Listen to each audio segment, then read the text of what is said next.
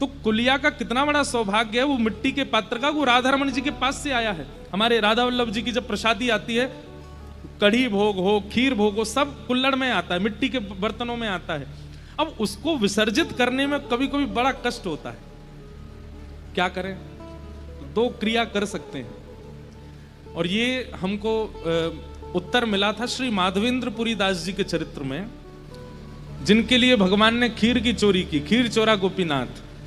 तो कहते हैं कि जब खीर चोरा गोपीनाथ जी ने खीर चुरा करके माधवेंद्रपुरी दास जी को भिजवाई, तो माधवेंद्रपुरी दास जी ने खीर तो पाई, वो कुल्हड़ अपनी जेब में धर लिया, और रोज उस कुल्हड़ के एक तिनका को पाते थे, रोज उसको पाते थे। और कभी अगर मन होता तो उसके ज्यादा से तिनका को टुकड़ा को लेके घिस देते, जैसे ब्रज रज लगाते हैं ऐसी उसकी थोड़ी सी रज जैसी बन जाती, और उसको ऐसे चंदन की तरह यहाँ पधरा लेते। तो कभी ठाकुर जी की प्रसादी अगर ऐसे पात्रों में मिलती है तो उसको भी विसर्जित मत करो, उसको कहीं ना कहीं व्यवस्थित कर दो।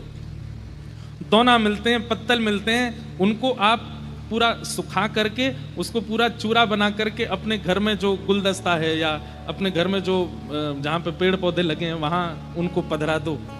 उनको वहां मत पधराइए जहां दुनिया भर की झूठन कूटन डाली जाती है। इतने प्रेम से ठाकुर जी की वस्तु, अब प्रेम यदि ठाकुर जी से हुआ है तो एक एक वस्तु से होगा, तभी प्रेम है। और जा को ऐसो ही है, कोई बस राधा वल्लभ जी प्रिय लग रहे हैं, बिहारी जी बढ़िया लग रहे हैं, तो फिर बात तो का ही समझानो, उन्हें देख के राजी हेले करो। कई लोग ऐसे हैं वो ब्रजवासियों को 10 गाली देते हैं, ब्रजवासी ऐसे, ब्रजवासी ऐसे, हमें तो बिहारी जी के दर्शन करने, तुम पीछे भगो, ब्रजवासियों ने ऐसा कर रखा है। अरे ब्रजवासी ने प्रेम ना भयो तो ठाकुर जी तक कैसे? आपको हो गया होगा, ठाकुर जी को आपसे नहीं हुआ है। ठाकुर जी को आपसे प्रेम होगा तो आपको ठाकुर जी के संबंध की हर वस्तु प्रिय लगेगी, चाहे जो हो। वृंदावन क्यों ना भये हम मोर, वृंदावन क्यों ना भये, परमानंद दास को ठाकुर, परमानंद दास को ठाकुर, गोपिन को चित चोर,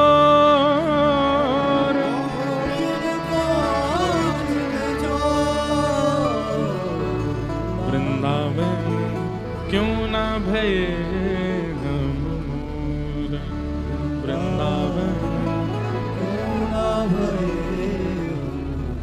तो हम ये प्रसंग सुना क्यों रहे थे?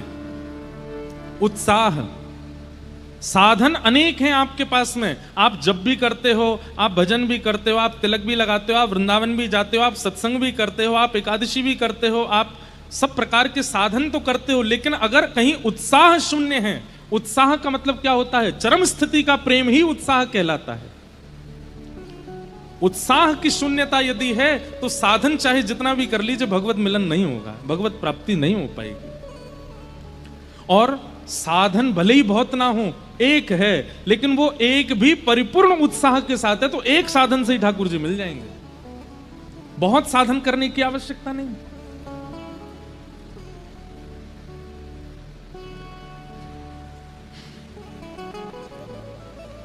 तो आप सबके उत्साह को प्रणाम, इतनी देर से आप लोग बैठे हैं इसलिए हम कह रहे थे उत्साह प्रधान होना चाहिए। लेकिन ये उत्साह यहीं नहीं दिखना चाहिए आपका, किसी की भी कथा में जाओ, कहीं भी जाओ, वृंदावन से संबंध की किसी भी स्थिति में पहुंचो, ये उत्साह ऐसा ही होना चाहिए जैसा यहाँ है। बोलो वृंदावन बिहारी लाल की। आइए अब कथा क्रम में प्रवेश करें। 88,000 सौनकादि ऋषियों ने सूत जी महाराज से 6 प्रश्न किए। किम श्रेय शास्त्र सारः क स्व अवतार प्रयोजनम, किम कर्म के अवतारश्च धर्मः कम शरणम गतः। और इन 6 प्रश्नों में ही भागवत की कथा है। आज भी कई प्रश्न मेरे पास में आए हैं, हम कल ही वाले नहीं पढ़ पाए अभी, तो आज वालों का उत्तर इतनी जल्दी कैसे दें, पर अभी बीच में अगर अवसर मिलेगा तो मैंने प्रश्न पढ़ लिए हैं, अनुकूल जब समय आएगा तो मैं उसका उत्तर दूंगा। 6 प्रश्न किए और सौनकादि ऋषियों ने सूत जी से कहा कि भगवान, मानव कल्याण का साधन बताते हुए भागवत का विषय हमारे सामने प्रस्तुत कीजिए। सूत जी महाराज ने पहले अपने गुरुजनों को प्रणाम किया और गुरु को प्रणाम करने के बाद यहां से वे कहना प्रारंभ करते हैं। भागवत की महिमा बताते हुए, सत्संग की महिमा बताते हुए सूत जी महाराज एक बहुत अच्छी बात कहते हैं। ये सबके सुनने योग्य बात है, ध्यान से सुनिएगा। सवै पुंसां परो धर्मो यतो भक्तिर्यदोक्षजे अहैतुक्य प्रतिहता ययात्मा संप्रसीदति। धर्मस्वनिष्ठितः पुंसां विश्वक्सेन कथासु यः नोत्पादयेदधिरतिं श्रम एव हि केवलम। दो बातें यहां सूत जी महाराज कह रहे हैं। पहली बात, समस्त प्राणी मात्र का एक परम धर्म है। धर्म अलग बात है, परम धर्म अलग बात है। कल भी मैंने इस बारे में थोड़ा विस्तार किया था कि धर्म कहते हैं जहां शरीर प्रधान क्रिया है, और परम धर्म कहते हैं जहां आत्मा प्रधान क्रिया है। समझ रहे हैं बात को? आप लोग बैठ के कथा सुन रहे हो, बताओ ये धर्म है कि परम धर्म है? क्या है? धर्म है, परम धर्म। क्यों? क्योंकि यहां शरीर की व्यवस्था प्रधान नहीं है। शरीर की व्यवस्था प्रधान होती तो आप ऊपर कुर्सी पे बैठना प्रेफर करते, सोफा पे बैठते। हो सकता है बैठने तो सभी आए होंगे, जगह नहीं मिली किसी को तो नीचे बैठना पड़ गया सबको, लेकिन फिर भी नीचे आप लोग बैठे हैं, फिर भी आपका मुखमंडल प्रसन्न है। क्यों?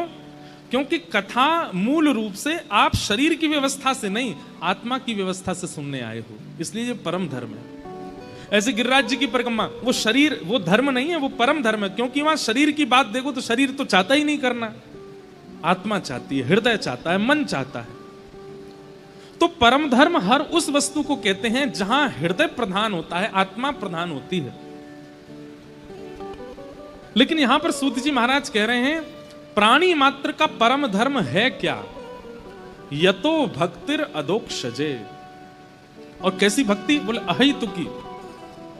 अहैतुकी भक्ति किसको कहते हैं? चाहे जो हो जाए आपकी भक्ति टूटे ना। चाहे जैसी स्थिति, जैसी परिस्थिति, जैसी व्यवस्था, जैसी अनुकूलता, प्रतिकूलता ठाकुर जी प्रकट कर दें, लेकिन आपके हृदय का भाव ठाकुर जी से टूटे ना, उसे कहते हैं अहितुकी भक्ति। कई लोगों के साथ में ऐसा होता है कि अगर प्रतिकूल व्यवस्था हो जाती है, प्रतिकूल समय आ जाता है, तो वो ठाकुर जी की भक्ति छोड़ देते हैं। हाँ, तुम अच्छा कर कहां रहे हो हमारे साथ जो हम आपको भजें, सब बुराई बुरा कर रहे हो और फिर ऊपर से चाहते हो हम आपको भजें भी। ये अहैतुकी भक्ति नहीं। अहैतुकी भक्ति का तो तात्पर्य है, हे नाथ चाहे आप जो कर लो, हम आपके भाव को छोड़ने वाले नहीं हैं। जो ब्रज की गोपियों की है। श्री चैतन्य महाप्रभु ने शिक्षाष्टक गाया है, और अभी मैं खोल लेता हूं। शिक्षाष्टक में एक श्लोक चैतन्य महाप्रभु कहते हैं। आज मुझसे कोई कह रहा था महाराज जी कि अगर हम रामानंदी हैं, रामानुज जी हैं, तो क्या हम लोग हरिवंशियों के पद गा सकते हैं? हम हरिदासियों के भाव सुन सकते हैं? हम गौड़ियों? अरे सब हमारी है भैया, सब सुनो, सबको गाओ। हमारी कथा में आप कभी नहीं देखेंगे कि हम किसी एक पक्ष में रहते हैं, नहीं, हम सबके भाव गाते हैं, सबके सुनते हैं। इसलिए आपका भी यही नियम होना चाहिए, जिससे ठाकुर जी प्रिय लगें, जिससे ठाकुर जी रीझ जाएं, वो गाना ही गाना है, चाहे वो जिस आचार्य का लिखा गया हो।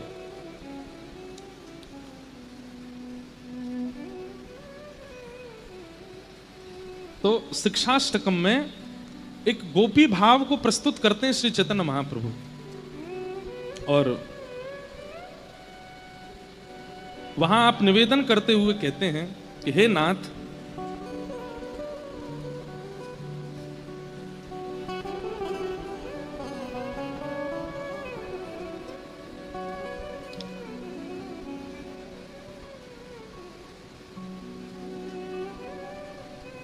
अश्लिष्य वा पादिरतां पिनष्टु मां अदर्शनान् मर्महता करोतु वा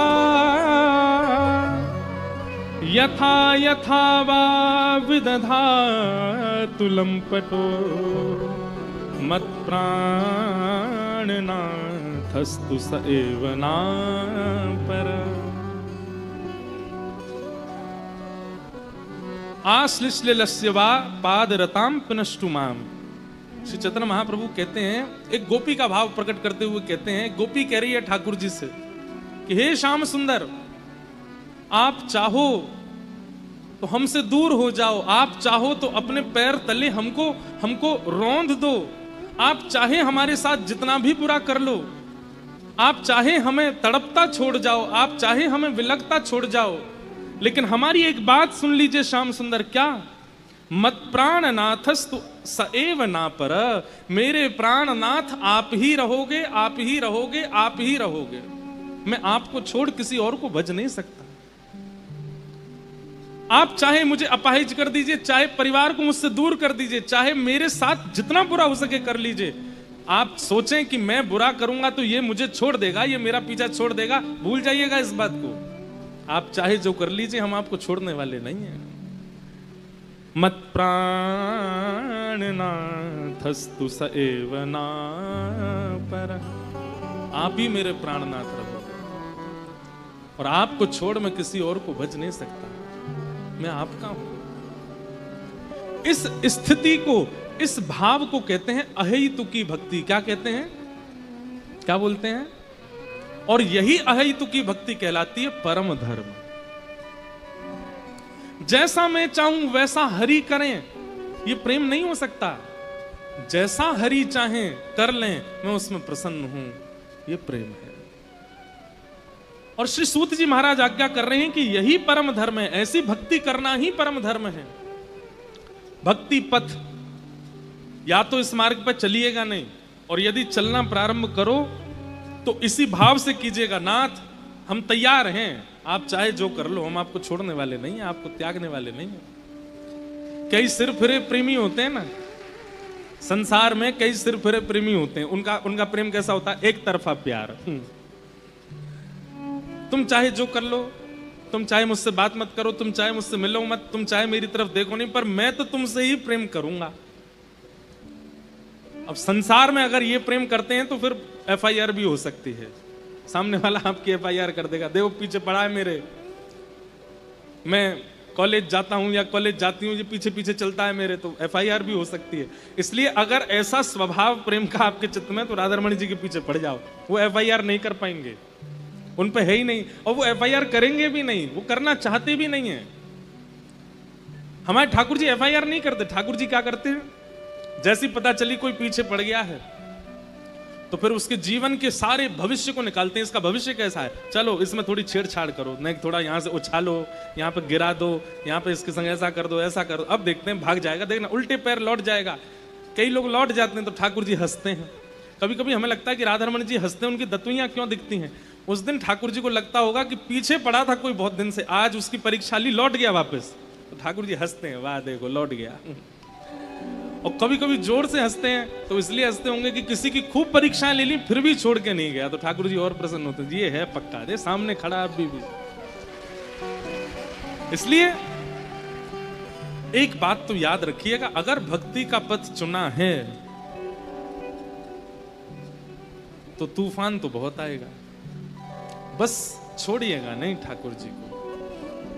उसे ही प्रेम कहते हैं, वही प्रेम की चरम अवस्था है। सवै पुंसां परो धर्मो यतो भक्ति अदुक्षजे अहैतुक्य प्रतिहता ययात्मा संप्रसीदति।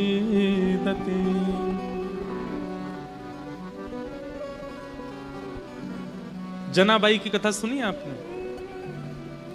महाराष्ट्र में एक परम भागवत हुई जनाबाई, उनकी कथा कई बार सुनाई है मैंने, लेकिन जनाबाई के साथ में ठाकुर जी ने कैसी लीला की सुनो। जनाबाई श्री नामदेव जी के घर पर रहती थी। नामदेव एक महाराष्ट्र के बहुत बड़े संत हुए, तो नामदेव जी के यहां रहती थी। पूरे दिन तो नामदेव जी के घर में सेवा करती थी। बहुत ध्यान से सुनिएगा सब लोग, इधर देख के सुनो। पूरे दिन तो नामदेव जी के यहां सेवा करती थी और शाम को नामदेव जी कीर्तन करते थे और उस कीर्तन में असंख्य वैष्णव नृत्य करते थे, लेकिन एकमात्र जनाबाई को ठाकुर जी दिखाई देते थे। नामदेव जी जब कीर्तन करते तो ठाकुर जी नाचते हुए आते थे और खूब जोर से नाचते थे। कहते हैं श्री जनाबाई मंदिर नहीं जाती थी, तो नामदेव जी ने एक दिन टोका, ए जना तू मंदिर क्यों नहीं जाती? बोले मंदिर वो जाएं जिनको ठाकुर जी बाहर नहीं मिलते, मुझसे तो रोज मिलने आते हैं। आप जब शाम को कीर्तन करते हो इतने सारे वैष्णव आते हैं, तब बीच में पीतांबरी पहन करके विठोबा भी आते हैं, विठल भी आते हैं और आके नृत्य करते हैं। तो सब लोग सोचते थे छोटी लाली है ऐसी बात बनाती है, लेकिन ये वास्तविकता थी। ठाकुर जी आते थे, रोज नाचते थे।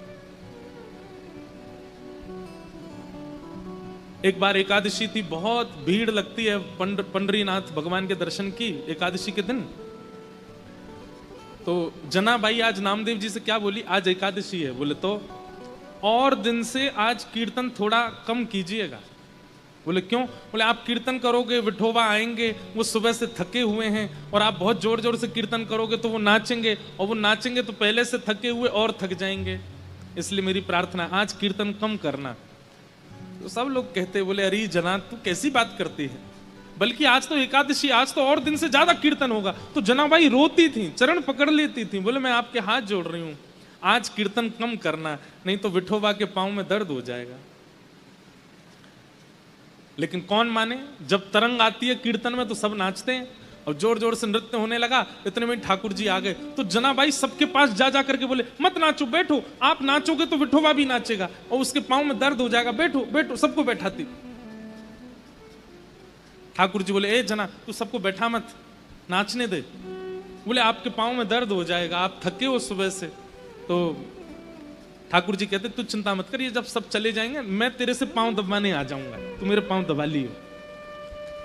तब भी जनाबाई कोने में बैठी बैठी रोती रहती, और जब खूब जोर से मृदंग बजती तो कान पे हाथ धर लेती, बोले आज इतनी तेज मत बजाओ, वो देखो कितनी जोर से उछल रहे हैं विठल।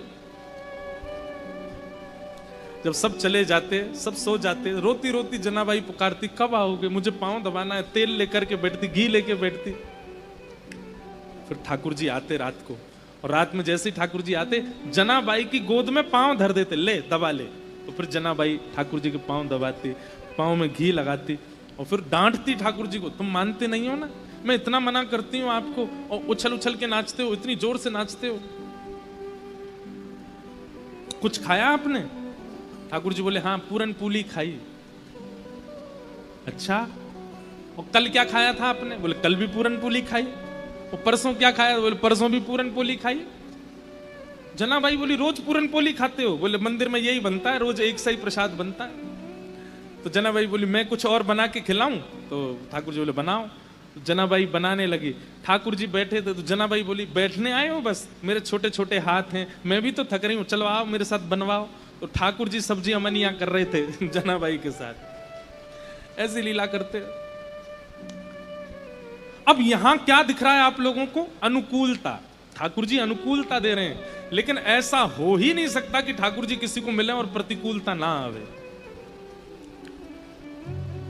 एक दिन जनाबाई चक्की पीस रही थी, इतने में ठाकुर जी आ गए और ठाकुर जी आकर के बोले ए जना सुन। बोले हाँ, तेरा मुझे पद बहुत अच्छा लगता है, तू पद बहुत अच्छा गाती, चल मुझे पद सुना दे। तो जनाबाई पद गा रही थी। अब पद तो मुझे याद नहीं, मराठी भाषा का पद है, लेकिन बहुत प्यारा पद है। तो ठाकुर जी, जनाबाई ऐसे चक्की चला रही है और पद गा रही है, और ठाकुर जी ऐसे हाथ की टेक लगा करके बढ़िया प्रेम से सुन रहे थे जनाबाई को। धीरे से बीच में ठाकुर जी उठे, बोले ये चक्की पीसना बंद कर, इसकी घर घर आवाज आ रही है ना, तो मुझे तेरे स्वर सुनाई नहीं दे रहे, इसको मत पीसे। तो जनाबाई बोली काम कैसे छोड़ दूंगी, काम तो पूरा करना पड़ेगा ना, और इतना ही तुमको सुनने का मन है, चलो हाथ लगाओ, तुम पीसो, मैं सुनाती हूँ। ठाकुर जी बोले ठीक है मैं पीसता हूँ। ठाकुर जी पीसने बैठे चक्की, बोले तू गा के सुना। सब लोग इधर देखो, विशेष रूप से VVIP वाले, आगे वाले, आप लोग ही बहुत डिस्टर्ब करते हो, इधर देखो। ठाकुर जी चक्की चला रहे हैं, जनाबाई गा रही है।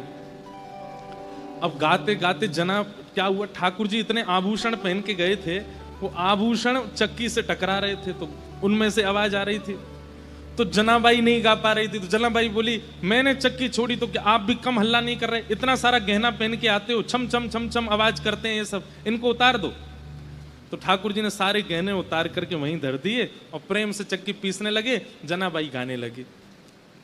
सुनते सुनते पद इतने में ही मंगला के घंटे घड़ियाल बजने लगे मंदिर में। ठाकुर जी तुरंत उठे, अरे जना मंगला का समय हो गया, मैं दौड़ के जाता हूं, मंदिर में पुजारी आ जाएंगे। और ठाकुर जी दौड़ करके गए और मंदिर में जाके ठाड़े हो गए। लेकिन रात में जो गहने पहने थे वो वहीं छोड़े आए जनाबाई के। कपाट जैसे सुबह खुले तो ठाकुर जी के श्री अंग पर एक भी गहना नहीं था। और जब वो गहने नहीं मिले, और गहने तो छोड़ आए, ऊपर से एक गलती और करके आए ठाकुर जी। क्या? ठाकुर जी बोले अगर मैं ऐसे जाऊंगा तो सब पुजारी पहचान जाएंगे, जनाबाई एक काम कर अपनी सॉल दे दे मुझे। तो जनाबाई की सॉल लपेट के और गए। मंदिर में जैसे ही पहुंचे, कपाट खुले, पुजारियों ने जैसे ही देखा ठाकुर जी को, पहले देखा आभूषण कहां गए, ठाकुर जी के आभूषण कौन चोरी कर ले गया। इतने में ही नामदेव जी मंगला का दर्शन करने आए थे, तो मंदिर में हलचल हो रही थी। नामदेव जी बोले क्या हो गया? बोले ठाकुर जी के आभूषण नहीं मिल रहे हैं, कोई चोरी कर ले गया है। तो जैसे ही देखने गए तो आभूषण नहीं देखे, तो बोले लेकिन ये सॉल मैंने कहीं देखी है, ये सॉल तो देखी देखी लग रही है, क्योंकि नामदेव जी के घर में जो काम करती जनाबाई उसी की सॉल थी। अचानक से अरे ये तो जनाबाई की सॉल है।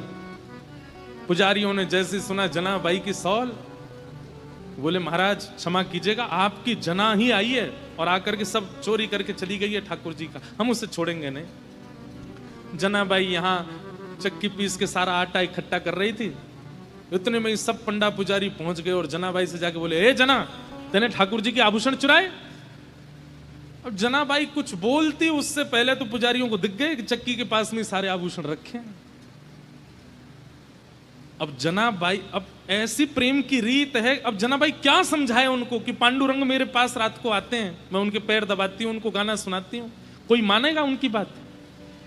पुजारियों ने कहा यही चोरनी है, इसी ने चोरी की है, इससे कुछ पूछना नहीं है, इसका मुंह बांध दो और इसको सूली पर चढ़ा दो। और यही किया, मुख बांध दिया, एक शब्द नहीं सुना उनका, और तभी सूली तैयार करके जनाबाई को चढ़ाने लगे। तो एक पुजारी जी बोले ए जना तेरी कोई अंतिम इच्छा है? तो फिर से जनाबाई ने एक मराठी में फिर एक कीर्तन गाया ठाकुर जी को टोकते हुए, और उसमें पूरे संसार को जनाबाई कहती हैं कि भैया ये प्रीत की रीत बड़ी कठिन है, इनसे प्रेम के मार्ग में अगर आओ तो सोच समझ के आना, ये बहुत खेलते हैं। आज मैं ऐसी स्थिति में लाके खड़ी कर दी हूं, कहां रात में आ करके मेरे साथ में खेलते हैं, मेरे साथ भोजन करते हैं, मेरे पद सुनते हैं, और अब मुझ पर ही चोरी का इल्जाम लगा के सूली पर चढ़वा रहे हैं और खुद मंदिर में अपनी पूजा करवा रहे हैं, देखने तक नहीं आ रहे मेरी ओर। अरे संसार के लोगों, वैसे प्रेम करना हो तो इनसे ही करना, लेकिन इनसे प्रेम करो तो बड़े सोच समझ के करना, ये खेलते बहुत है। ये उस मराठी पद का ये भाव है।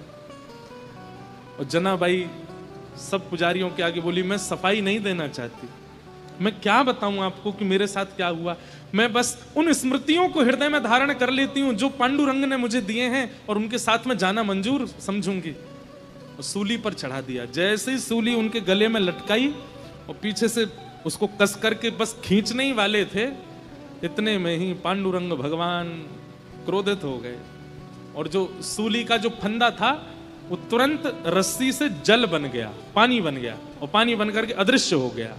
जैसे ही अदृश्य हुआ, श्री नामदेव जी महाराज तुरंत पहुंचे। उन्होंने जाकर के सब पुजारियों से कहा, बोले पांडुरंग भगवान बड़े क्रोध में हैं, मंदिर में भी बड़े क्रोध में दिखाई दे रहे हैं, वे जनाबाई को ये दंड नहीं दिलवाना चाहते, निश्चित ही कोई अंतरंग लीला है। अरे इतने घेराबंदी में ठाकुर जी रहते हैं, ये छोटी सी लाली कैसे चली जाएगी अंदर, तुमने सोचा? अरे तो ये आभूषण यहां कैसे आ गए? बोले तुम ये सोच सकते हो कि ये छोटी सी बालिका ताला तोड़ के भीतर जा सकती है, ये क्यों नहीं सोच सकते कि वो परब्रह्म भगवान इसके पास आए होंगे और अपने आभूषण छोड़ के चले गए होंगे? ये विचार क्यों नहीं करते हो? लेकिन बंधुओं, उसके बाद जनाबाई